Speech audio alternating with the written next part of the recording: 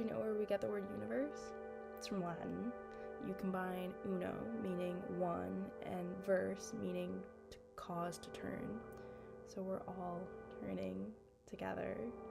You see verse pop up all the time in other words. Conversation combines con, which means with, and verse, as if in conversation you're turning with this other person. Verses, also like verses and lines of poetry that turn into one another. It's quite poetic in itself. You know, all that spinning and whirring, like everything is this one rotating system.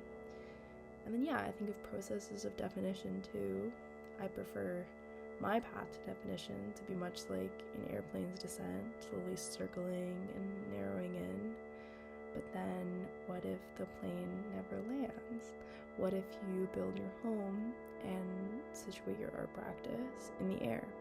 It's just, I find myself fighting with myself all the time that I haven't arrived at a point yet.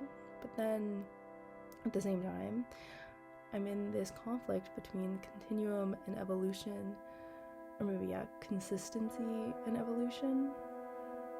Spirals, I think, are so important to me. The way you contemplate and go around and around in your head, the way you have to come back to things you thought you knew to see deeper truths. It's like a holy circle. She's no longer violent or vicious. She's set free, unbound, unspun, unstuck. The spinning together is a big one. Conversation, like the solar system that's made up of just stars that shoot through space together, linked to one another. I think the best art that I've ever made is talking to my friends, and it's more important in its intangibility. Art then is just the punctuation in this conversation.